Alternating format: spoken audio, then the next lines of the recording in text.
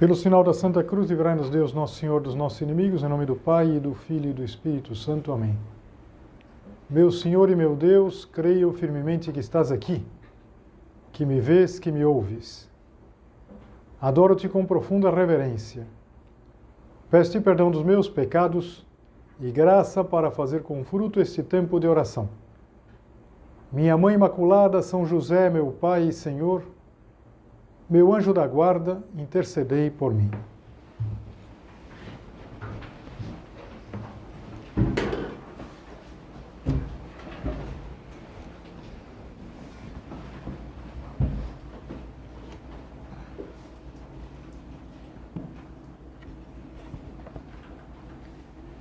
Estavam juntos dois grandes nomes da música brasileira, que são Almir Sater e Renato Teixeira, que eram parceiros de longa data,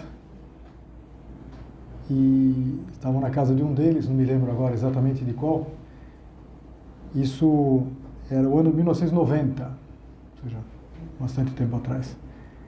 E naquele dia, o Almir Sater pegou o violão e começou a dedilhar. Inclusive, contam que o instrumento estava com uma corda a menos. Mas as notas foram saindo e foram criando uma melodia que parecia que estava no ar, esperando para ser capturada, digamos assim.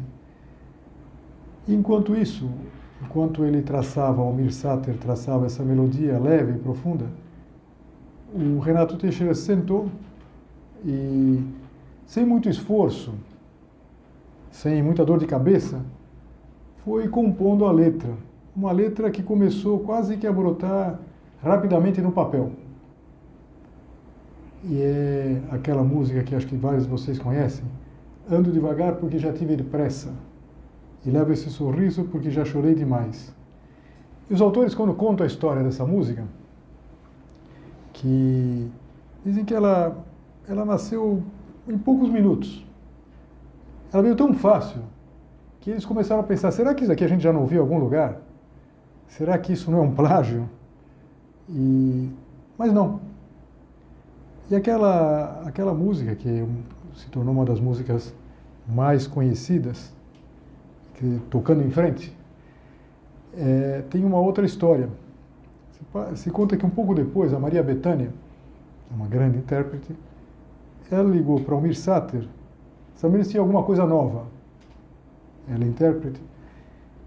E ele, um pouco relutante, ele falou dessa música que eles tinham composto, Tocando em Frente, e a Bethânia pediu, canta para mim, no telefone.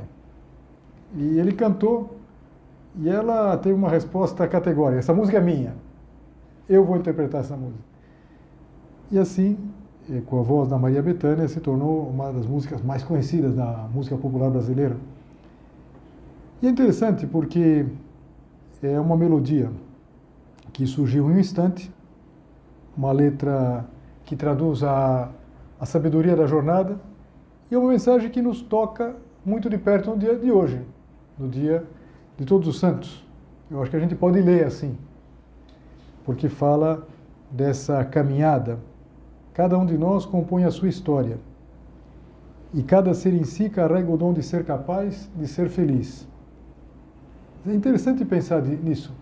Cada um de nós carrega a sua história, que é uma história que é pensada por Deus e que nós somos capazes de ser felizes. Repara que bonito tudo isso e que prático. Tem uma passagem do Evangelho que conviria ter sempre presente. Lembra que São José Maria falava que a gente deveria ter o Evangelho tão meditado que fosse como se fosse um filme, assim, que em qualquer momento, fechando os olhos, a gente conseguisse passar essas cenas. Eu acho que uma passagem que a gente deveria ter como um filme, e mais, nós como mais um personagem, seria precisamente a passagem dos discípulos de Emaús, a passagem do domingo da ressurreição. E acho que vários de vocês conhecem, nós vamos meditar um pouquinho nela, porque ajuda a pensar na santidade. Mas eu, quando preparava a meditação, eu pensei, se isso fosse um filme, acho que a trilha sonora do filme podia ser Tocando em Frente. Essa música acompanharia o filme, na verdade. Eles caminhando de Jerusalém para Emaús, essa é a história que aparece no final do capítulo, no começo do capítulo 24 de São Lucas, que conta que naquele mesmo dia da ressurreição de Jesus, iam 2 discípulos para uma aldeia chamada Emaús. Inclusive diz a distância. Diz que estava distante 60 estádios, fazendo a conversão dá uns 12 quilômetros. Iam comentando entre si tudo aquilo que havia sucedido. Vamos imaginar, eles estão no domingo da ressurreição, então eles contavam, iam comentando aquilo que eles tinham vivido desde a sexta-feira, do sábado, que Jesus ficou no túmulo, e aquele domingo, que eles ainda não sabiam da ressurreição, que estavam voltando de Jerusalém para Emaús, a gente poderia dizer assim, derrotados. Eles estavam literalmente sem rumo. Eles tinham seguido Jesus, eram discípulos, mas agora tudo estava acabado. E a gente pode imaginá-los devagar nesse caminho de volta. Esse caminho que eles estão fazendo, o caminho de Jerusalém até a aldeia deles, que chamava Emaús, era um caminho da desistência. Então, o que a gente não pode fazer na busca da santidade? Desistir. Deus não desiste de nós. Não podemos desistir nós. Ando devagar porque já tive pressa. Como nós, na verdade. Cansaço de lutar, abandono dos propósitos, às vezes vencidos pela nossa própria preguiça, pela decepção. Eu já tentei tantas vezes, eu já fiz esse propósito tantas outras ocasiões. Ando devagar porque já tive pressa.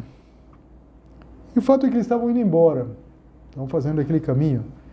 Quanto demoraria aquilo? Pensa, uma caminhada de 12 quilômetros. Umas 2 horas, pelo menos, um pouquinho mais. E enquanto assim comentavam, ou seja, iam embora, estavam indo embora, e discutiam, o próprio Jesus se aproximou e ia com eles. Mas os olhos deles estavam como que fechados, de sorte que não o reconheceram. Ou seja, eles estão indo embora e Jesus vem até eles e começa a caminhar com eles, mesmo sem que eles percebam. Não é a nossa vida? Porque Nosso Senhor caminha conosco. São José Maria gostava muito da palavra caminho, tanto que esse livro, o primeiro livro grande que ele escreveu, se chama precisamente Caminho. E ele explicava que gostava da palavra caminho porque nós somos caminhantes. A gente caminha para o céu, a gente caminha para a nossa pátria. E quando ele falava isso, ele falava, mas olha, um caminho, às vezes tem trechos mais difíceis. Vamos pensar uma caminhada, se você já fez um trekking aí e tal, um bosque e tal, sabe, tem uns trechos mais difíceis, às vezes tem que passar um rio, atravessar um bosque lá, mas normalmente um caminho, ele é uma coisa sem muita surpresa. Vamos pensar uma estradinha assim. O perigo, dizia São José Maria, é a rotina.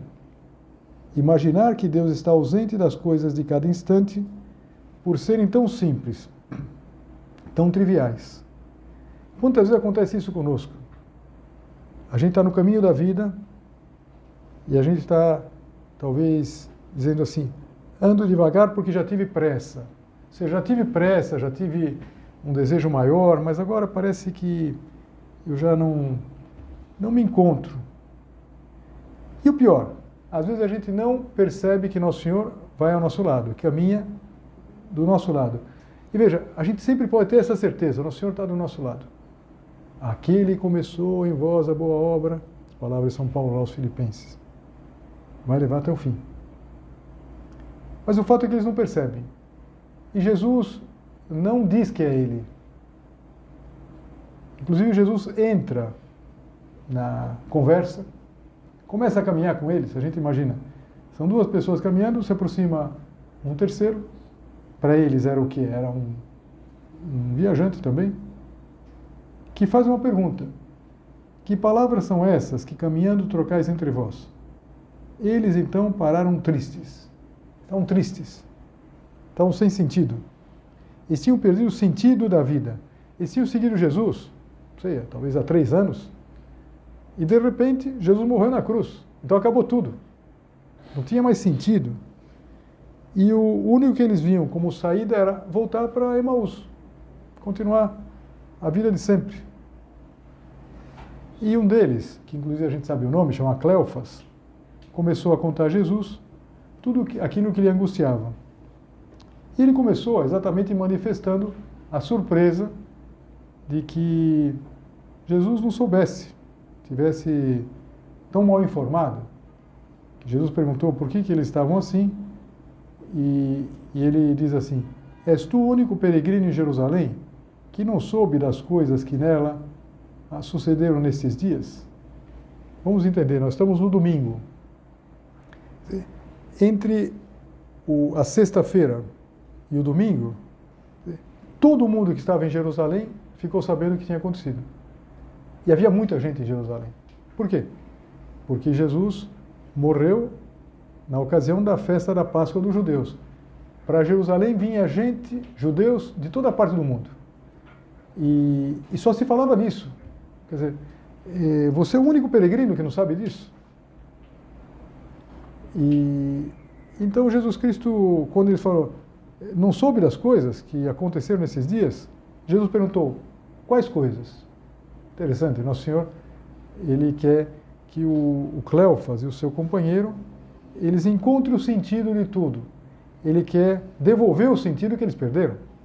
Aliás, se a gente faz até dentro de uma perspectiva quase que vetorial, tem o sentido correto e o errado. O sentido correto é apontando para Jerusalém. Eles estão saindo de Jerusalém. Então, eles perderam o sentido.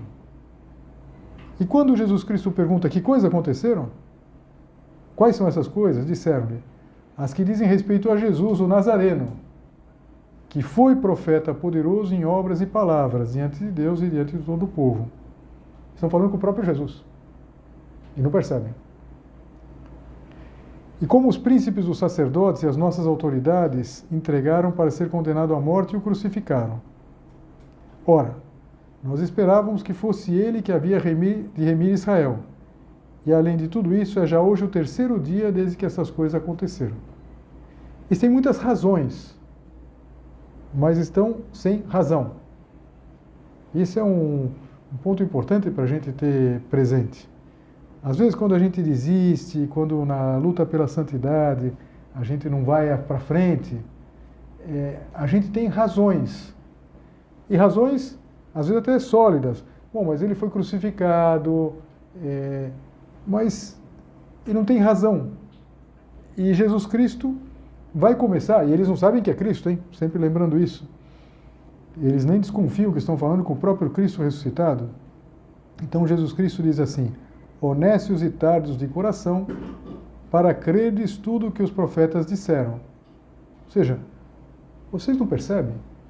Vocês não percebem que tudo isso já tinha sido dito pelos profetas, os profetas do mundo judeu? Porventura, não importa que o Cristo padecesse essas coisas e entrasse na sua glória? E começando por Moisés e por todos os profetas, explicou-lhes o que dele se achava em todas as Escrituras. Confesso para vocês que eu gosto muito dessa passagem, acho que é uma passagem muito bonita, quando a gente lê, é uma passagem que toca o nosso coração. Mas esse versículo me faz pensar como seria interessante a gente ouvir essa explicação de Jesus, da sua própria vida, da sua própria figura, desde Moisés até ele. Tudo que aconteceu, como se cumpriram todas as Escrituras.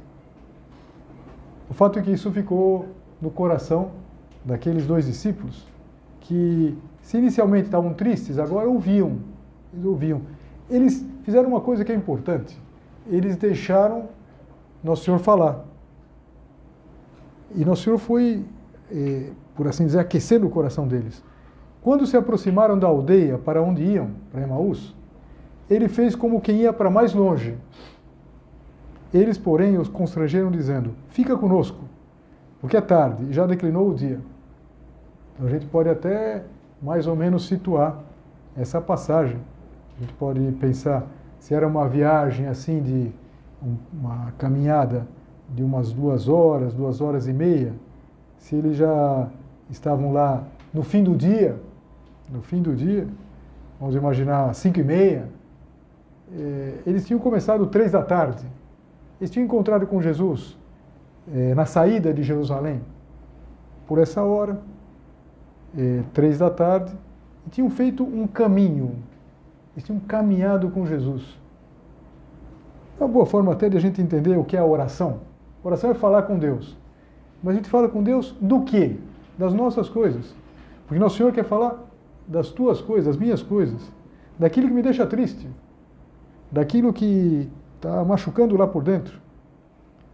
E quando ele chega, fala: não, fica conosco, passa essa noite aqui. Estando com eles à mesa, tomou o pão e o abençoou, e partindo, lhes deu. Abriram-se então os olhos e o reconheceram, mas nisto ele desapareceu de diante deles. E disseram um para o outro: porventura, não se nos abrasava o coração quando pelo caminho nos falava e quando nos abria as Escrituras? Eles, enquanto iam falando com Jesus, todas as coisas iam ganhando sentido. Quer dizer, o sentido da nossa vida, a santidade é o sentido da nossa vida, a gente encontra na nossa oração. Por isso é importante entender o que é a oração. A oração não é uma prática, fazer isso, rezar aquilo, quantas vezes, em que momentos. Nossa oração é falar com Deus. E o que eles fizeram? Nessa mesma hora, levantaram-se e voltaram para Jerusalém. Não importa que fosse de noite, não importa que eles já tivessem feito 12 quilômetros para ir, mais 12 para voltar. Não é fácil, hein? Não é fácil. Mesmo uma pessoa bem treinada, depois de andar 12 quilômetros, poderia pensar: bom, amanhã a gente vai, amanhã a gente levanta e volta para Jerusalém. Mas não, eles voltaram naquela mesma hora. E quando eu pensava e lembrava da música, eu imaginava que no filme nosso lá, nessa hora podia tocar aquela estrofe: hoje me sinto mais forte, mais feliz quem sabe, só levo a certeza de que muito pouco sei. De fato é assim, ou nada sei. A gente sabe muito pouco, na verdade. Nós não sabemos quase nada, mas a gente sabe o suficiente. E o que é o suficiente? O que foi o principal daquela explicação de Jesus? Terá durado quanto? 2 horas? Não sei quanto tempo até que engrenou a conversa, mas Cristo mostrou que venceu a morte pela sua ressurreição e que era necessário que ele morresse, que a sua obediência na cruz tinha aberto o caminho para todas as vitórias, para todos nós, que ele é de fato o Redentor. E claro, eles ouviam tudo isso sem saber que era o próprio Cristo que estava explicando. Se nós queremos ser santos, nós não podemos desistir. Todos os seguidores de Cristo, eles foram covardes, exceto São João. Os outros apóstolos todos foram covardes. Eles fugiram. Mas eles dão uma lição muito interessante, que eles voltaram.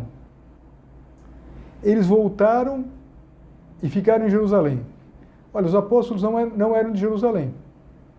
Os discípulos de Emaús, eles eram de uma aldeia bem próxima, uma aldeia que estava na Judéia, Emaús. Mas os apóstolos, quase todos eles moravam na Galiléia, que era bem longe. Mas eles não desistiram. Talvez tinham mais motivos para desistir. Eles tinham que começar a vida bem longe de onde estavam. Mas eles não desistiram. O segredo é não desistir. O segredo é sempre voltar. O segredo é sempre descobrir que a gente pode fazer um caminho com o Nosso Senhor. Penso que cumprir a vida seja simplesmente compreender a marcha e ir tocando em frente. Como um velho boiadeiro levando a boiada, eu vou tocando os dias. Pela longa estrada eu vou, estrada eu sou. Muito bonito isso, na verdade. Agora, esse último verso aqui é especialmente tocante, por quê? Porque Jesus falou que ele é a estrada. Eu sou o caminho. Quer dizer, Jesus que encontra conosco no caminho, ele se faz caminho. A gente, não sei, às vezes tem a tentação de desistir quando a gente, por exemplo, as coisas ficam difíceis. Poxa, ficou muito difícil. E como os discípulos de Emaús, a gente às vezes vai deixando para trás por desânimo. A gente tem uns propósitos que a gente fez no retiro. Às vezes a gente faz um retiro espiritual e traça uma série de propósitos, quando a gente volta, fala, eu pensei que ia ser mais fácil, não é? Ou então, não sei, que às vezes a gente pensava que ia ser mais fácil vencer a preguiça, vencer o egoísmo. Aliás, às vezes a gente é um pouco ingênuo em tudo isso. A gente imagina que basta tomar uma pílula contra o egoísmo, uma outra contra a soberba, e assim a gente vai resolvendo. E não é. A solenidade de todos os santos sem exceção, ou melhor, exceto a Virgem Maria, que não tinha pecado, todos eles tiveram que, muitas vezes, voltar e tiveram que encontrar esse caminho e encontrar Cristo que é caminho. Eu vou tocando os dias, pela longa estrada eu vou. Estrada eu sou. É Jesus falando isso para nós. Eu sou a estrada, eu sou o caminho, a verdade e a vida. Quer dizer, quem quer vir para a vida com letra maiúscula, para essa vida que vale a pena, para essa única realidade que vale a pena, tem que ir por Cristo. É interessante que a solenidade de todos os santos, ela está ligada à memória dos finados, que a gente vai celebrar amanhã. E tem um verso, uma estrofe melhor, na música, que eu acho que tem tudo a ver com isso, diz assim, todo mundo ama um dia, todo mundo chora. Um dia a gente chega e no outro vai embora. Não é a história da vida da gente? Claro, pensar na vida da gente como se fosse um dia, são tantos anos. Agora, um dia a gente chega, outro dia a gente vai embora. Amanhã, no dia 2, nós vamos lembrar de tanta gente querida que foi embora. E um dia seremos nós. Mas vai embora não como, não sei, como se desaparecesse. Eu confesso para vocês, respeito a quem pensa diferente, tem uma expressão que eu não gosto. Não gosto. Você gosta de usar, continue usando, mas eu não gosto nada. Que é, virou estrelinha. Mas que virou estrelinha, coisa nenhuma? A pessoa morreu, virou estrelinha. Quer dizer, a gente morreu, a gente foi para a casa do Pai. Quer dizer, a gente vai pegando, quer dizer, essas expressões têm tanta tradição, às vezes desde os primeiros cristãos. O sono da paz, a casa do Pai. Quer dizer, um dia a gente chega e no outro a gente vai embora, mas vai embora para a casa do Pai. Nós chegamos um dia e vamos embora no outro. Mas se a gente quer, a gente vai para o céu. Cada um de nós compõe a sua história. E cada ser em si carrega o dom de ser capaz de ser feliz. A gente carrega essa capacidade. Quer dizer, a nossa grande vocação, e a festa de todos os santos está lembrando isso, nossa grande vocação é sermos felizes. Sermos muito felizes nesta vida e depois sermos felizes no céu. É uma continuidade. A pessoa morre como vive. Então, os santos, são todos eles, pessoas que viveram muito felizes na Terra, com as dificuldades que toda a vida apresenta, porque não tem ninguém que tem vida fácil. Mesmo quem quer ter uma vida fácil, não tem uma vida fácil. Mas cada ser em si carrega o dom de ser capaz de ser feliz. Nós temos isso. E é impressionante como a gente às vezes se atrapalha com isso, na verdade. Tem um padre que eu gosto muito, que é autor de vários livros, e ele dizia, apresentando um livro que ele está lançando esses dias, é um padre lá da Itália, e ele dizia que ele não tinha medo dos problemas das pessoas. Ele tinha medo das soluções que as pessoas encontram para os problemas. Por quê? Porque às vezes a gente encontra umas soluções doidas, não é verdade? Então, eu vou ser feliz fazendo isso, eu vou ser... Não, eu quero ser santo, eu quero ser feliz. Você quer ser feliz? Eu vou ser santo. É uma coisa só. Agora, quantas vezes a gente ouve as pessoas dizendo, mas padre, a vida dos santos é tão triste. Agora, será que é assim? Ou será que quem escreveu errado a vida dos santos? Você já conheceu algum santo? Eu já tive a sorte de conhecer. E tanto São José Maria Escrivá, que eu só vi de longe, e São João Paulo II, que eu pude conversar com ele um pouquinho e vê-lo várias vezes. Bom, Dom Álvaro vi mais vezes, conversei mais vezes. Ele não é canonizado, já é beatificado. Todos eles me impressionaram. Desde São José Maria Escrivá, que eu vi quando tinha 14 anos, me impressionaram tremendamente porque eram pessoas felizes. São João Paulo II é um homem muito feliz. E feliz, não de uma felicidade um pouco estranha, de uma felicidade que não é humana. Eram homens muito humanos. Aliás, só podiam ser divinos porque eram humanos. E que sabiam apreciar as coisas boas da vida, que tinham, tinham carinho, reconhecimento, bom humor. Tem uma história que eu não presenciei isso. Eu tive a sorte de uma vez tomar café com o São João Paulo II, mas não foi nessa vez. E aconteceu que uma vez ele estava lá onde ele morava, no Verão, que é um lugar chamado Castelo Gandolfo, e lá perto tinha um centro das moças, uma casa que chama Villa delle Rose. Hoje em dia já não é um centro, é uma casa de retiro. E então se diz que a pessoa que estava servindo na mesa lá, uma senhora, não sei, ela, quando terminou a refeição, ela veio com um bolo e falou: olha, Santo Padre, esse bolo foram as meninas do Opus Dei que mandaram. Ele falou: pegou uma fatia bem grande, assim, bomba, fatia. Esses são os santos. Esses são os santos, não é verdade? Gente humana, ficou contente de que elas tinham mandado um bolo com uma bela numa fatia, não é verdade? Eu me lembro quando tomei café da manhã, que ele comia normal, né? Que pegou belas fatias lá, mas um homem normal, um homem comum. Quer ser santo e ser feliz. Que, aliás, o que nós vamos ouvir na missa daqui a pouco. Nós vamos ouvir o Evangelho da Missa, as bem-aventuranças. E o que é surpreendente é o seguinte, é que parece que é exatamente o contrário. Os pobres, aqueles que... mas Nosso Senhor está dizendo assim, nessas circunstâncias, que são as mais desafiadoras da vida das pessoas, quer dizer, um filho meu, uma filha minha, encontra a felicidade. Quer dizer, cada um de vocês carrega o dom de ser capaz de ser feliz. Por quê? Porque eu, Jesus está nos falando, eu me fiz caminho. Eu sou o caminho, a verdade e a vida. Quanto mais santo, mais feliz. Eu falei desses santos que eu tive a graça de poder ver, de poder falar. Agora, imagina como seria Nossa Senhora. Nossa Senhora. Como seria maravilhoso a gente estar com Nossa Senhora, na verdade. Que ia estar com Nossa Senhora. E a gente vai poder um dia estar com Nossa Senhora.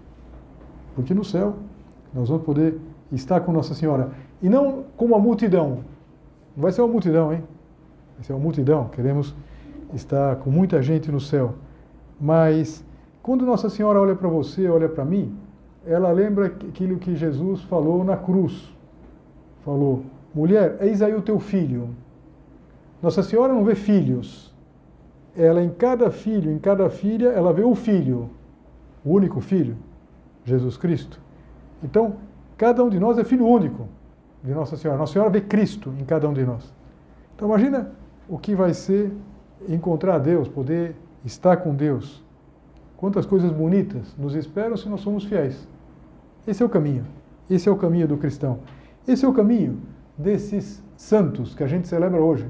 Todos os santos significa que nós estamos falando de uma imensa maioria que inclusive a gente nem conhece o nome. pessoas que tiveram uma vida santa e que perceberam que, por serem filhos, carregavam esse dom de ser capazes de ser felizes nessa vida e na outra.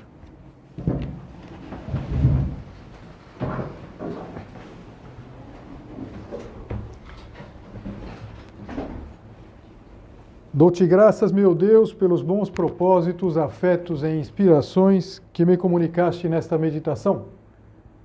Peço-te ajuda para os pôr em prática. Minha Mãe Imaculada, São José, meu Pai e Senhor, meu anjo da guarda, intercedei por mim.